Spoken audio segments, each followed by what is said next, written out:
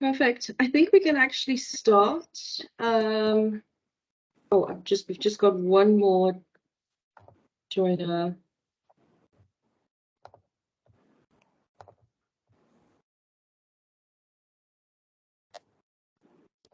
Perfect. So I think we can actually start. We will have a replay available. So if anyone misses the front end of the webinar today, they can always access the replay. So thank you so much for joining us in this discussion on the Great Green Wall.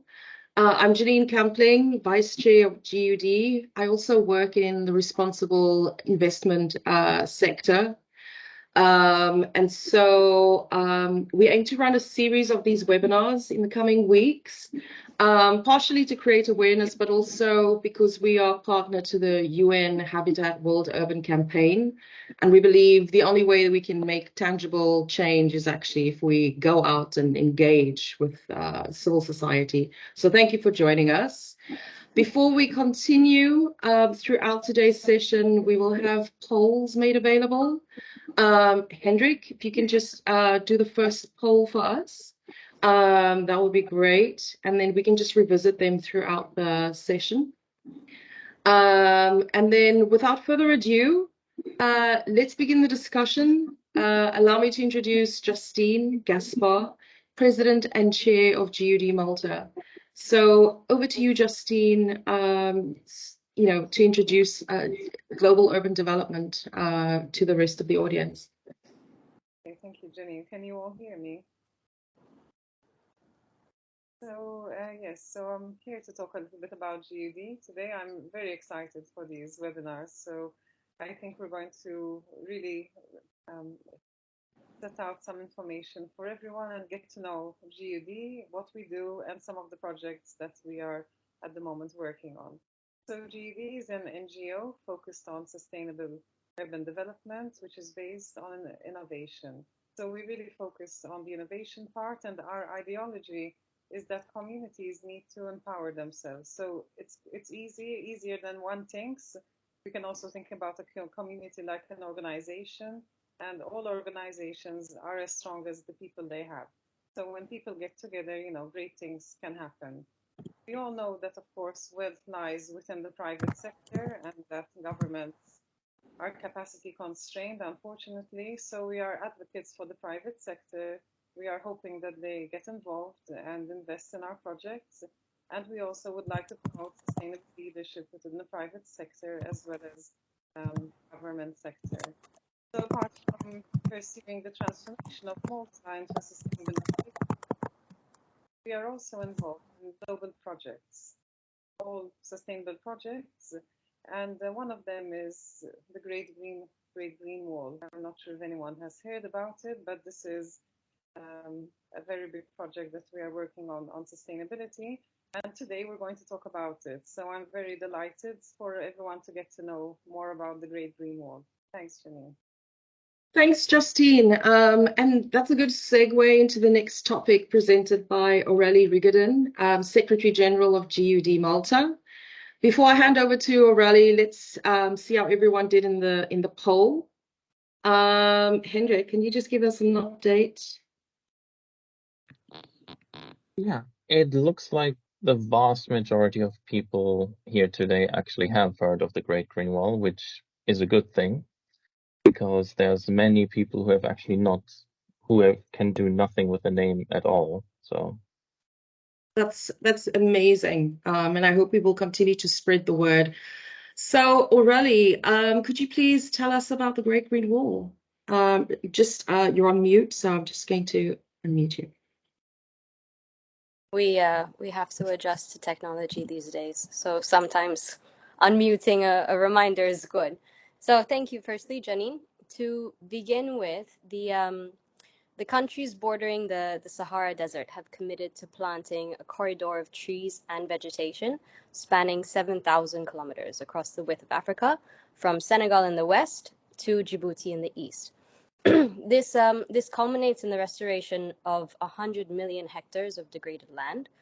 And although the Sahel region comprises 11 countries, which have unfortunately borne the very heavy consequences of climate change, more than 20 African countries have united to tackle this initiative with the ultimate objective of preventing the Sahara Desert's further expansion, as well as, of course, addressing the intertwined challenges of climate change, demographics, and security. Additionally, this project would also achieve the potential sequestration of 250 million tons of carbon and the creation of 10 million jobs throughout the entire process, and all of this by 2030. The positive ripple effects of this initiative is both very impactful and expected in the areas like the environmental and food security and production, population growth and survival, and of course the development within the local communities. On a global scale and upon its completion, the Great Green Wall will also account for almost 30% of the global forestation target set by the Bonn Challenge, which ultimately aspires to restore 350 million hectares globally, also by 2030. That is what the Great Green Wall is. However, as of 2019, a little over 15% of the project has been accomplished. This definitely outlines the challenging journey ahead that still obviously lies forth to be completed on time, even though combining both united efforts and investments, the achievement of this goal for the Great Green Wall is not just a dream, but a realistic and very feasible reality. This project underlines not only the need for global unity and awareness, but also stands as a testament to a cause that many are deeply committed to and proud of being a part of. Thanks so much, Aurelie. Yes, indeed, progress has been quite incremental. On that point, Hendrik, could you sort of give us an update on the poll? What is the outcome? Fortunately, we only had 2 responses in this round, but the correct answer is that the plan is to plant 10 billion trees in the Great Green Wall. 1 person guessed that correctly or knew about it, and it's a lot of trees. It is an astounding amount of trees. Thank you so much. Would you push the next poll? Everyone, please, if you can, try and guess the answer. It's just a little, a way for us to sort of educate ourselves on the Great Green Wall Initiative. Okay, so now let me hand you over to Frank, who will share more insights on what is happening on the ground. Frank Massicard is Vice Chair of the Board of GED Malta. He's also responsible for government relations and stakeholder engagement, and we need quite a lot of engagement in regards to the Great Green Wall project. So over to you, Frank. Thank you very much, Janine. Very much appreciated. Very excited to be part of this webinar with such amazing people participating. The Great Green Wall has been bringing hope for communities in the Sahel region and will be one of mankind's greatest achievements in modern times. And you could be wondering how so? Well, at GED Malta, we strongly believe that that impact is really what truly matters. So first of all, impact on sustainability, reforestation, which affects everyone, impact on ecosystems, providing food and water to poor communities, impact on soil progression, as this wall acts as a natural barrier, minimizing the damages created by floods and of course, desertification, impact on the livelihoods of millions of Sahel inhabitants, which is of course very important, impact on perception of the African continent, where you have now more Africans involved in really changing Africa for the better. When I got involved with Great Green Wall, I realized that it was a way to do something for Africa that could have an impact long after we're gone. And so what really made me grasp the size of the project is when I actually spoke to my mother about it. So it's a bit of a personal touch to it. But to put things into perspective, you must know that my mother is kind of the type of woman that would not even flinch if I mentioned to her that I became the president of a country tomorrow. Not the type of woman that gets impressed easily anyway. However, when I mentioned the work that we were doing on this project, she told me something that really marked me and really makes us understand the size and the scope of the project. She told me, my son, if there is anything that you must accomplish in this life, this is it. And so that's why I'm so passionate about the Great Green Wall, and I find it so wrong that so few people are involved or even aware of it. But one of the difficulties, of course, has always been trust. And so, Janine, to enlighten us on this, you operate in the responsible investment sector. How can we overcome this? That's a good question, Frank. Investors are always caring about risk. And so it really is one of the stumbling blocks, I think, when one thinks about projects within Africa. We've had a few people join after, we had started. So just for the benefit of anyone who has joined and hasn't heard of the Great Green Wall project, it is a commitment from all the countries bordering the Sahara to plant a wall of trees, a modern wonder, spanning the width of Africa, to sort of combat the spread of the Sahara. But as we all know, trees, they remove carbon, and in the region of the Sahel, it sort of it secures economic stability on many different fronts. So please look at the recording, which we'll make available for information, because Aurelie did a really good overview of that in the beginning of the session. So going back to the trust factor, when you think about nature climate solutions, they tend to have a low socioeconomic impact because people plant forests to offset their carbon value in locations where they know the forest is going to succeed, conditions are optimal. So they are really driven by carbon. And so my organization tends to advocate for a change in mindset, because climate-led investing should not just be about the outcome, right? It should be holistic. The Paris Agreement, although we all focus on emissions and our carbon footprint, it encompasses more than just carbon. Carbon should be the byproduct of our socioeconomic led impact activities. And so combating desertification in the context of the Great Green Wall, it's not a choice, it's an obligation. So if we are not going to succeed on some forestation projects, that doesn't mean that we shouldn't do that, because it actually impacts on the global economy and the global climate. You'll start getting a critical point where desertification really impacts the climate in a very large way. So, we have to be prepared to fail to refine strategies that will terraform degraded lands. And we have now what I believe to be a winning formula in the concept of agroforestry. We don't have much time to delve into that today, but maybe if someone has a question about that, we can address it in the Q&A section.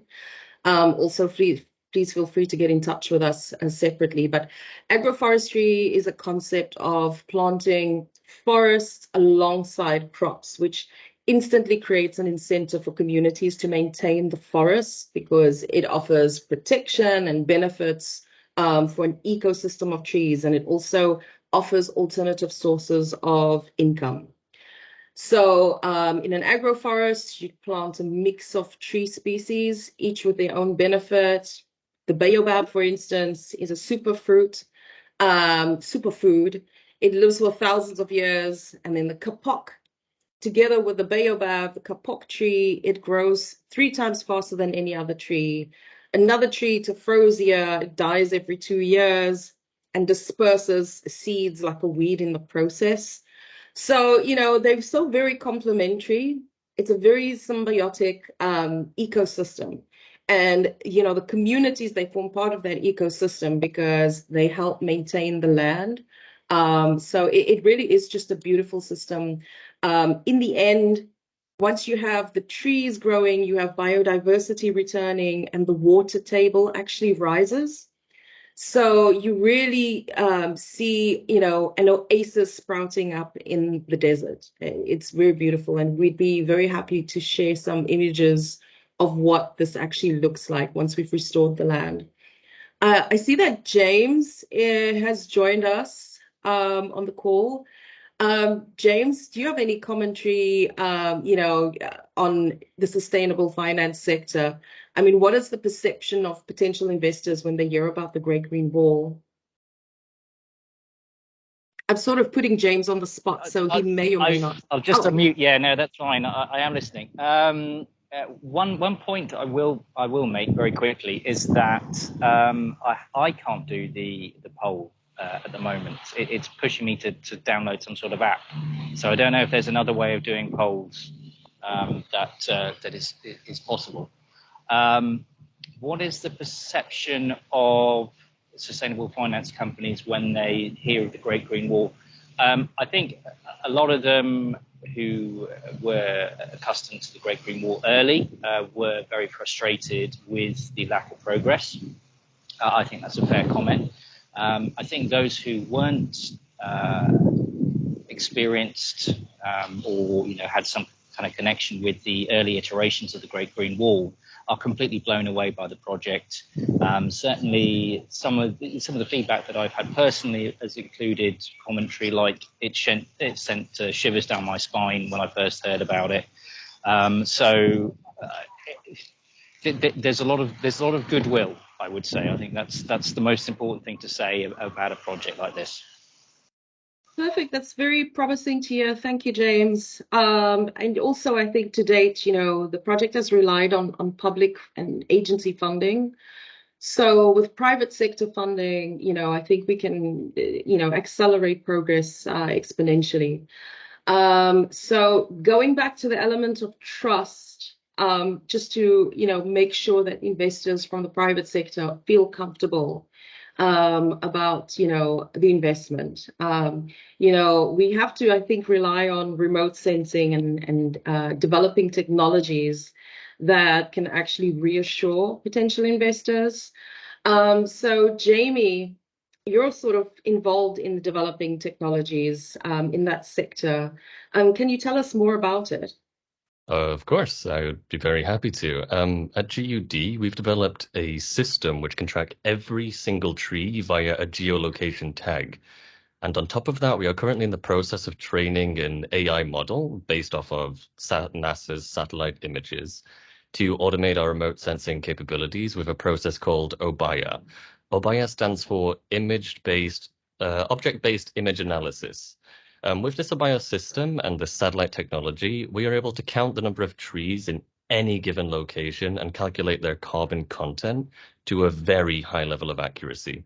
This helps us understanding tree mortality rate as well as how much impact that is having on the area. I personally find this a real privilege to see and be involved with, especially relating to the technology that improves the lives of people by giving them a platform that may be attractors for investors to invest in. It also makes a strong case for the public to be able to get involved. It's a very real issue that we're aiming to resolve. It's not solely about combating desertification, but it's also a huge humanitarian initiative, and it makes me really happy to be on board with this. Thank you, Jamie. I hear you, and I'm sure we all share the same sentiment. Hendrik, going back to the polls, would you mind reading out the past question and maybe just giving the answer if there's difficulty participating? That might be helpful. I think that the quizzes had an issue that they need to be done in-app or something of the sort. But the question was, when was the Great Green Wall first conceived? And the answer to that is actually in 2007. So that's quite a bit ago, and nobody actually knew that, of the people who were able to answer at least. But Perfect. So what is the next poll question, and would you be able to launch that for us? Next question is just how confident everyone is that we can actually plant the entire. Sorry, you just broke up?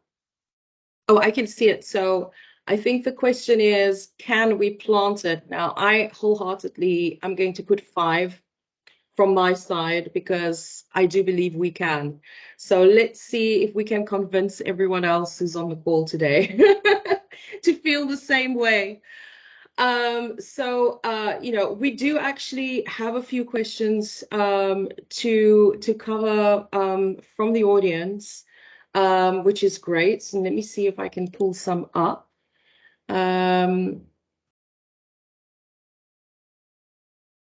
So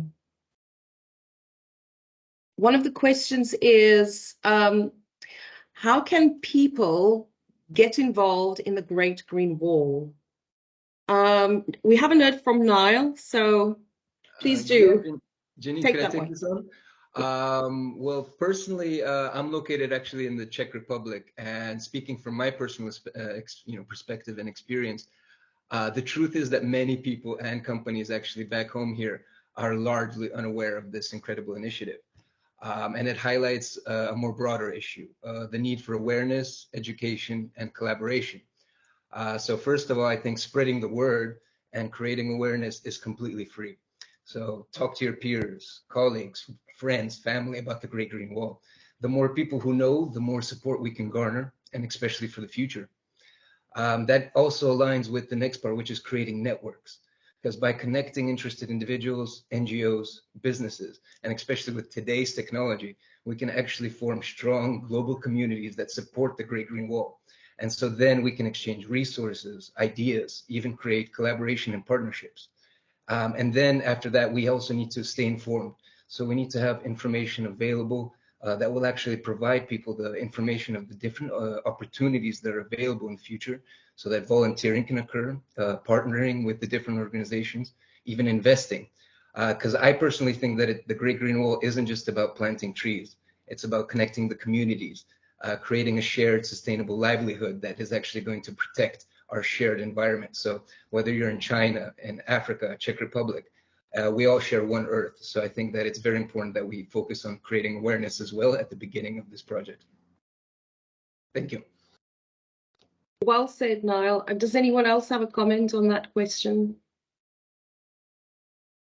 I think Niall has covered it all on that one. I do. Oh, Justine, I think you're trying to say something. I said I really appreciated what you said, Niall, because it's true. We are actually all one big community. So I think, keeping would be really effective. Whatever we do affects, everyone else, whether you're in Africa and China and Czech, we're actually all one community and we're all suffering, the whole world is seeing the repercussions of the climate issue. So yes, definitely. That's amazing. And also, just going back to what Aurelie had said about the Great Green Wall, if completed, it constitutes a third of the global target for planting trees. That's a huge amount and a huge potential impact. So, I feel like it's not just a project for Africa. It really is a project for the world. Patricia has said, can we donate? Of course, donations are always welcome, but I think also knowledge sharing and just creating that critical mass. I remember when I was a kid, I don't know if, it's a long time ago, it's before your time, everyone. We had the hole in the ozone. And so the world really came together to sort of address the issue with CFCs. And, I think humanity, they can achieve great things when they come together, when they make up their mind about something. So, yeah, Patricia, if you're interested, do get in touch. There are many, many ways that you can get engaged in the Great Green Wall. Frank, I didn't know if it looked like you wanted to say something. Yes, no, I just wanted to support what everyone is saying. Is basically, I had a conversation the other day with someone about GED and about the Great Green Wall, and I was saying this actually concerns everyone. There is not really anyone that is, I would say, an exception. We all are part of this because at the end of the day, it's our Earth, it's our planet. So this actually helps not just the environment, but of course the livelihoods of millions of people. So yeah, it's very important that we understand this is not one's concern; it's everyone's concern. Perfect. Actually, Frank, while we have you, there is another question. How does the Great Green Wall compare to other major environmental initiatives globally? Well, so to me, first of all, this is a humanitarian obligation, and that's what I was. It follows what I was saying. It's much more than just about the environment. Because we have been working on. We've actually measured every tree against every SDG target, and the impact is absolutely incredible. So if you want to plant a forest, for example, in Brazil, you run the risk of adversely affecting biodiversity and other communities in the Sahel. The difference is that you create hope and tangible humanitarian benefits because the lands over there are degraded.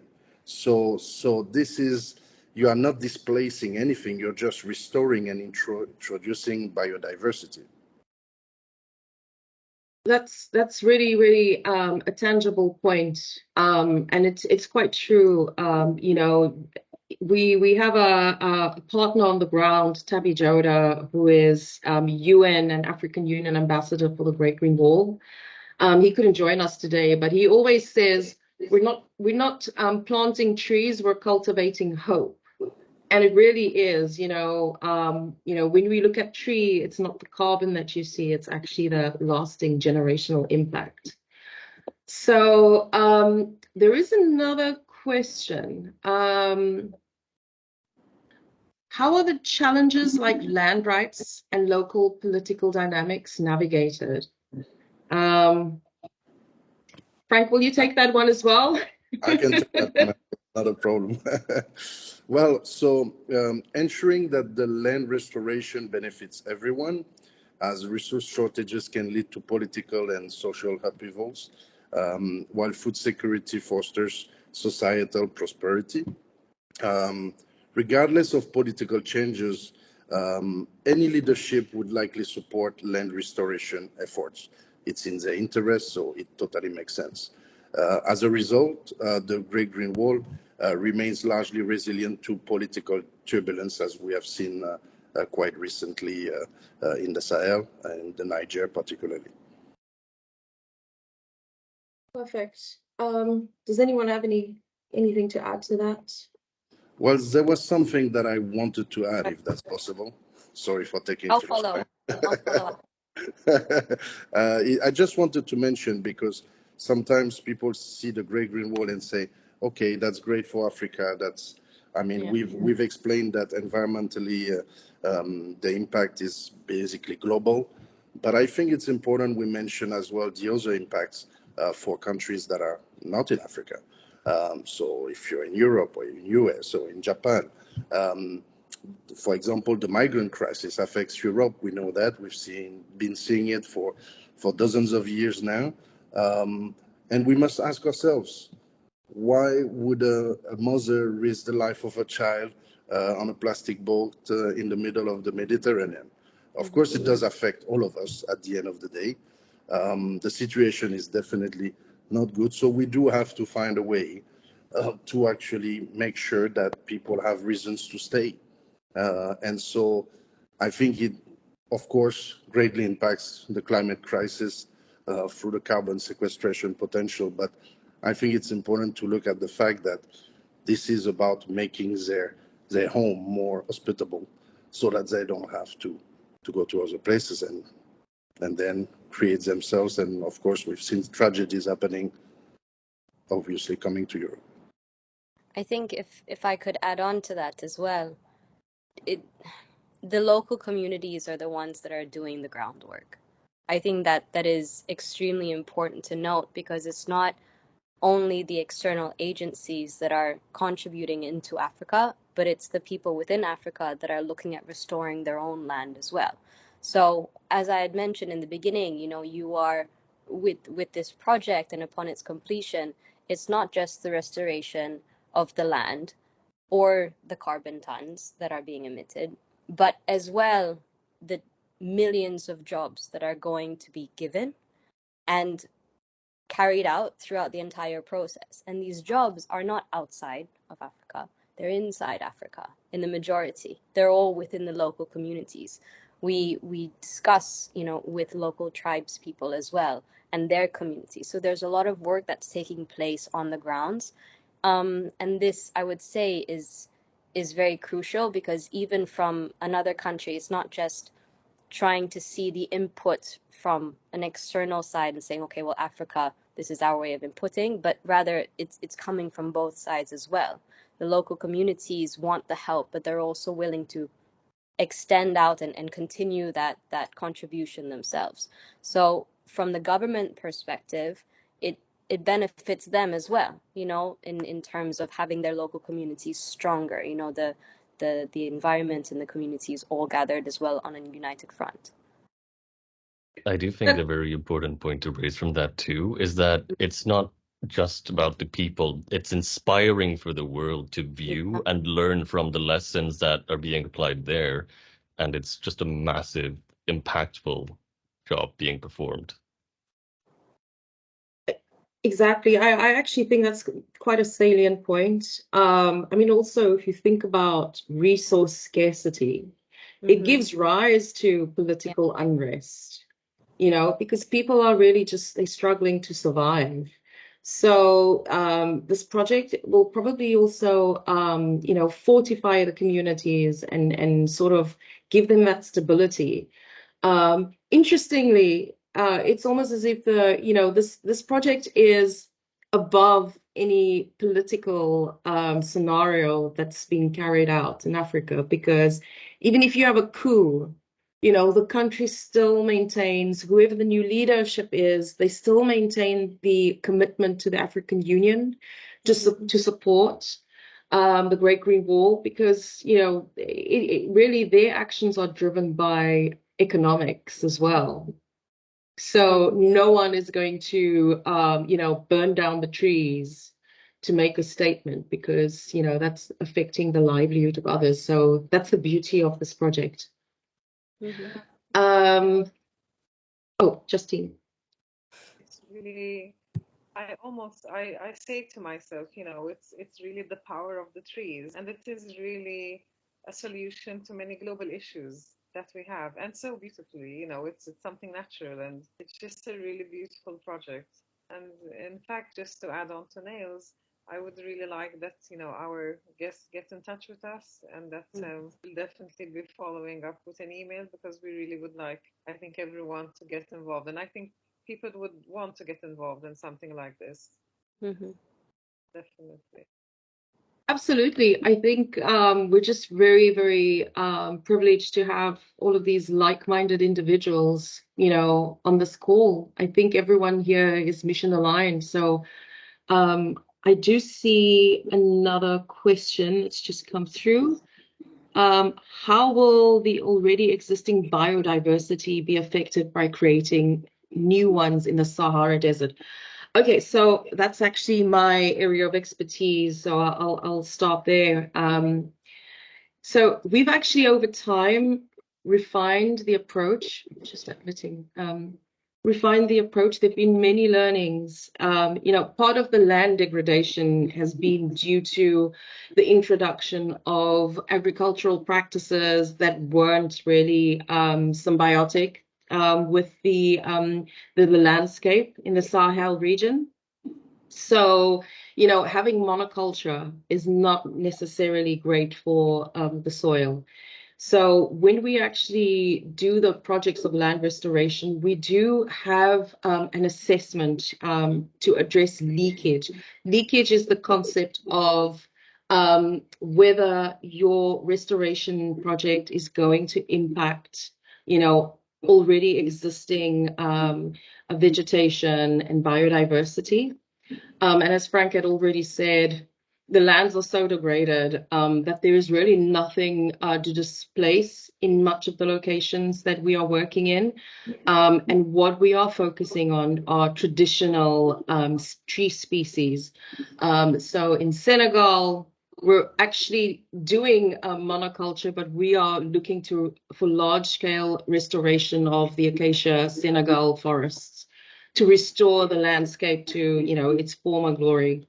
When we're working with communities, we are actually not just looking at cereals and grains. I was just speaking to Professor Tadeki Abati yesterday about this. There are many traditional species of grains that we've just not been using in Africa that will be much more cost effective for the Sahel region, and that will thrive because it is the traditional species of the location.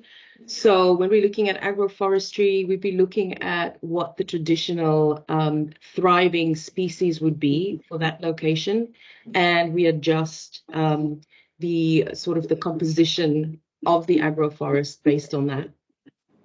I think a very So important point for that yes. as well is that some trees do different things for other trees. Like some trees, like moringa, restores the soil, and some like tephrosia and banana plantations and stuff, they don't really live that long, so they help regenerate the soil in a very crucial way, which is something that we have looked into very deeply.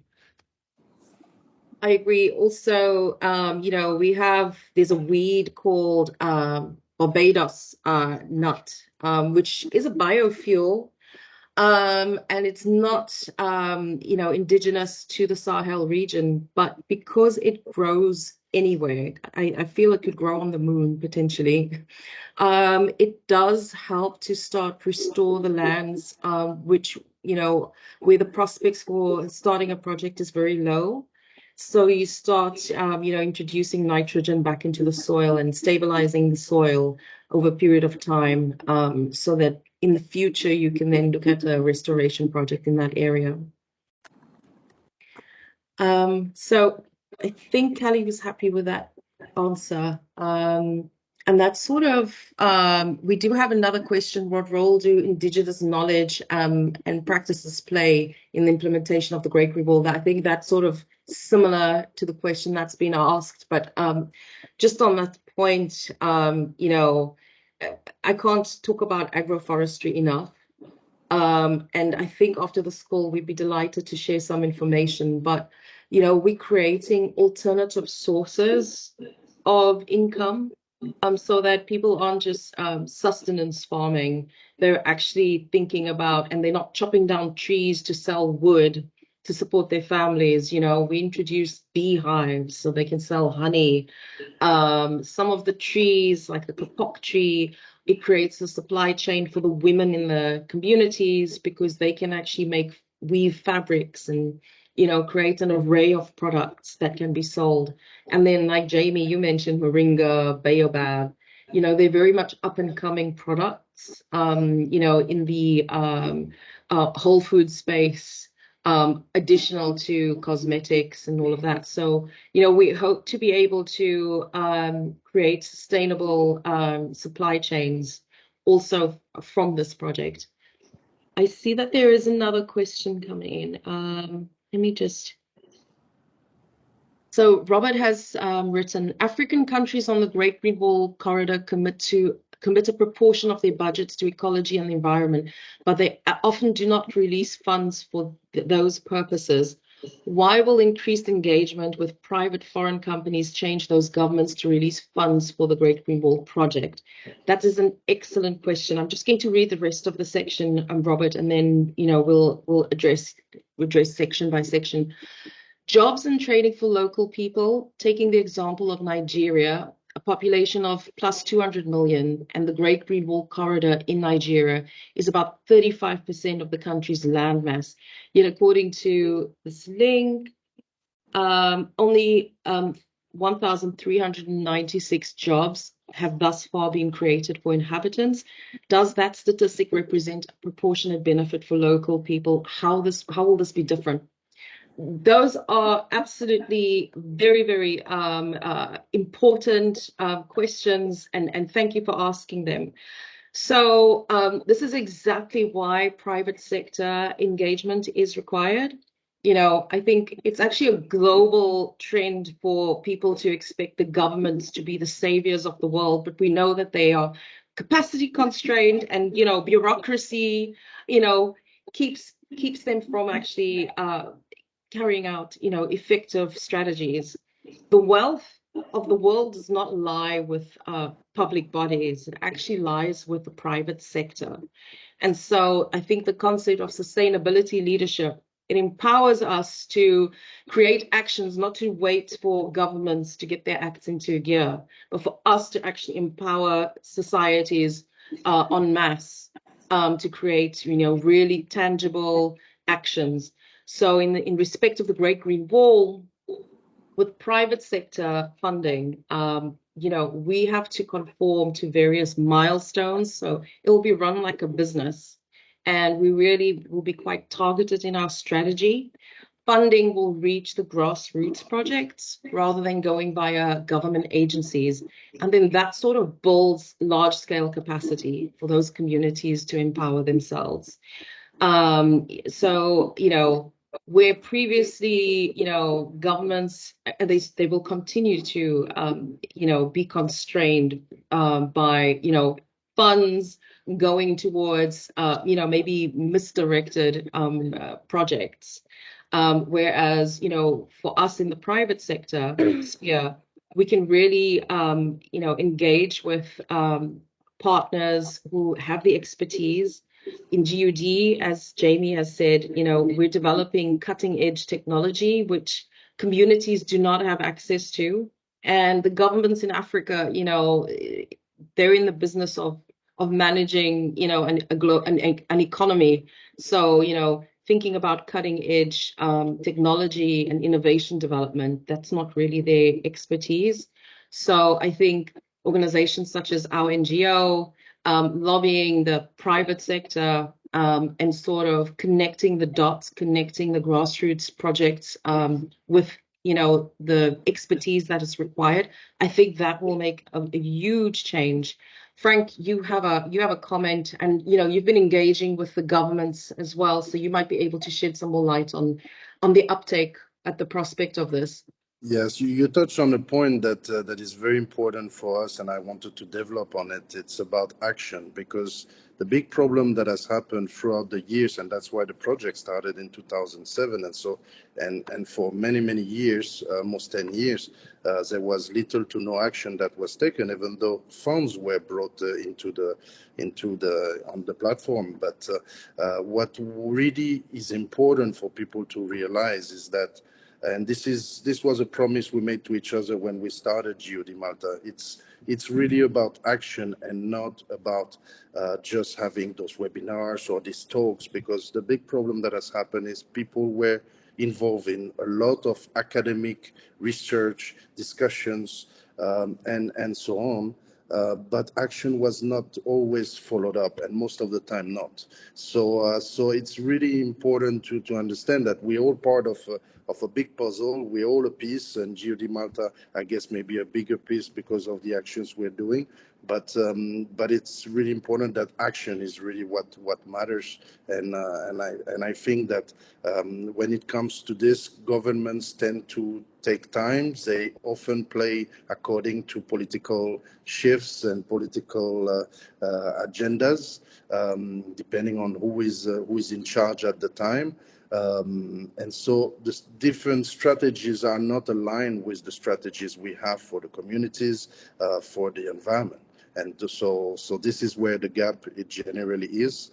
When in the private sector, they understand the concerns, they can act fast, as they have the resources, the financial resources to support it, and generally, yes, the process is much faster.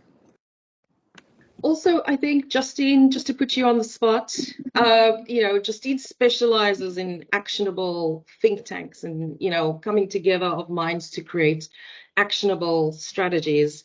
Justine, and might you have a comment on, how we can accelerate by collaborating across country, across borders, during this project?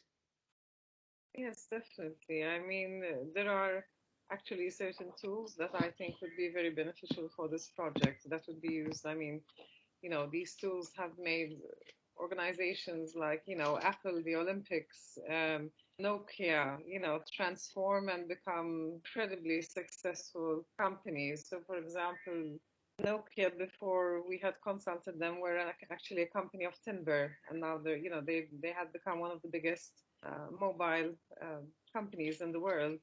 So I definitely see that there is so much potential. I mean, beyond anyone can imagine. So it's a bit on the same scale. So when we talked about communities coming together and actions can happen, especially if we implemented certain tools, I mean, it would be unbelievable at how much potential this project can expand into and how many more values can be achieved through this project. We probably don't even see them now, but once we actually start working, sit down, work with communities, listen to everyone, implement certain tools that we can work with on management level, it would actually, I think, be mind blowing to see the extra values that could come out of the project. Because one very key thing is that maybe not many think about is that sometimes we look for new ideas, we look for how to do things different just to say that this is wrong and the new way is right. But actually, most of the time, we can just sit down and think about what we're doing and what's happening currently and how to upgrade that. So, using an already existing system that's in place and upgrading that. So, yes, definitely a lot of potential. Definitely. I think that's exactly also what makes this unique in this point in time in the state of the Great Green Wall is being able to connect the communities in a way that they haven't been able to be connected before. When I first heard of the Great Green Wall, I was so excited. I looked online and I saw, Frank, I don't know if you remember me telling you, a guy with a donkey cart filled with baobab seeds, riding into the savannah, throwing the seeds by hand, into the abyss. And that was like a video on the Great Green Wall, and they were very, very proud of it. And I was like, but the world has so much at its disposal. And So Janine, do you remember that we're even seeing plastic bags that were put into the ground and basically was creating a bigger problem? yes, exactly.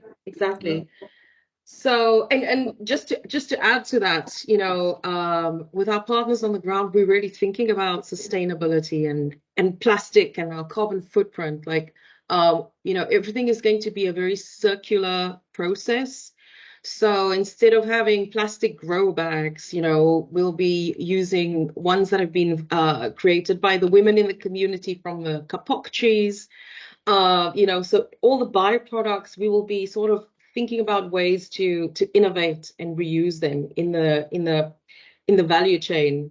So it is going to be a slightly different approach once the private sector engagement piece, grows and gets developed. So I hope that, this gives a little bit of hope, and brings a bit more excitement when thinking about the project, because I think really special things happen when people come together and not just agencies. Aurelie, you've got a hand up. Oh, you're on mute. Again, sometimes it's difficult not to jump in because there's always so much to say. But in addition to what you just mentioned, there are also a lot of partners that I wanted to comment on, that are also stretching forth with tackling sustainability and innovation together.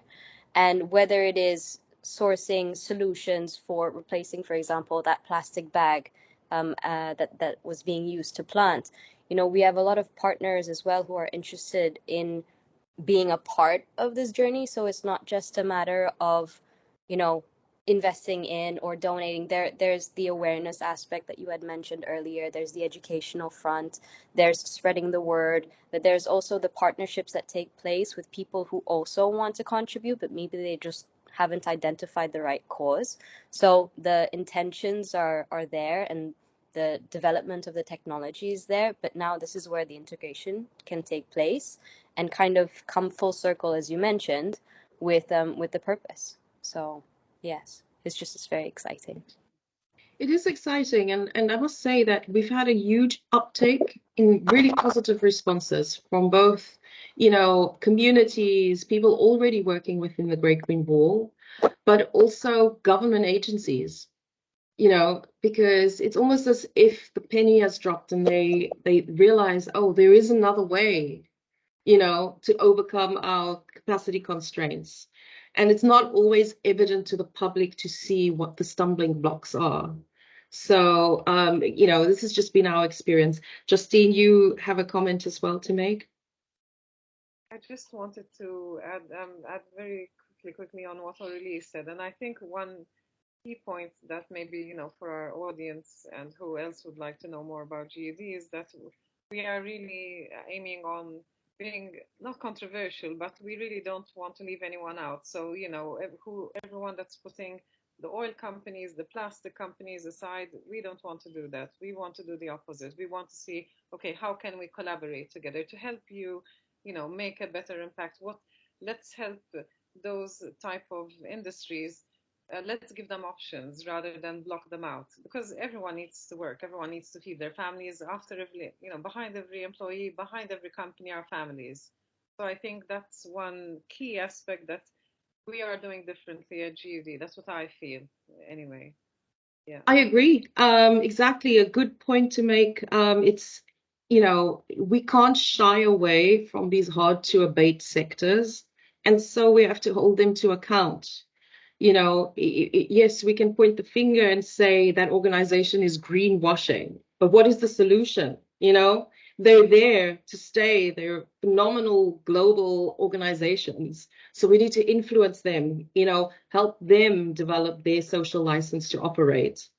So yeah, but that's a really good point to make, that, you know, and I think if any sector is able to help finance, you know, the Great Green Wall, it would be these, you know, hard to abate sectors that could actually make really tangible, meaningful change, you know, for the people in the Sahel region.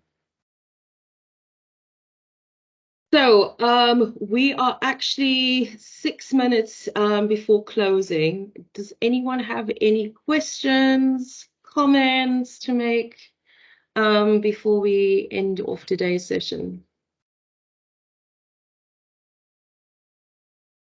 I see someone typing.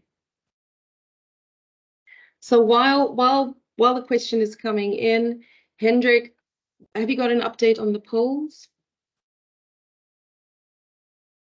So the last poll we shared, which was quite a while ago, was how confident everyone is that we can actually plant the wall and finish it. And it looks like the majority of people who voted actually gave it a 5 out of Did 1 we to have 5. Which is, we have anyone who was pessimistic? we had one person who did not give it a 5 but a 3. So not here nor there, but aside from that, everyone else just is very Perfect. confident in it. Well, we hope that we can, you know, take the 3 rating along with us. You know, it's a leap of faith. We have a question from Tanya. If you haven't already, might you want to be in contact with Clean City Award in City of London? They will make a connection with all those firms who want to carbon offput. We actually haven't. So Tanya, thank you for mentioning this. And this is why we have to sort of continue to have these webinars. Kelly, to answer your question, we hope to have one in about 2 weeks from now. you know, it's just something that we'll have to do. And if not all of us can make it, at least some of us should. You know, and so we really appreciate the suggestion, Tanya, because you know, it's just when we put, you know, our minds together that we can actually come up with meaningful points to think about. So, and if anyone is interested or has some advice or wants to get involved, you know, we will follow up with a thank you email and a copy of the recording of today's session. So please do get in touch, because we would be delighted. You know, we're all in this together. So we'd be delighted to hear from you. So much appreciated for that suggestion, Tanya. Okay, so any other questions, anyone? Otherwise, I think we can close off today's session by just saying, you know, we're very privileged to be able to share our message with you and to have you join. Perfect. Tanya has just shared the link. Thank you so much. Very much appreciate this. Perfect. Thank you, Kelly. So until the next event, I hope we will see you, or I hope we will see you along the way, or take you along with us on the journey. And then I just want to say, Robert, please do get in touch. So I'll be delighted to give you some more information as well in relation to the projects in Nigeria and across the Sahel region. So thank you so much all, and I wish you a wonderful day and a wonderful weekend. Thank you very much. Thank you, everyone. Thank you for your time. Bye-bye. Bye. Have a good day.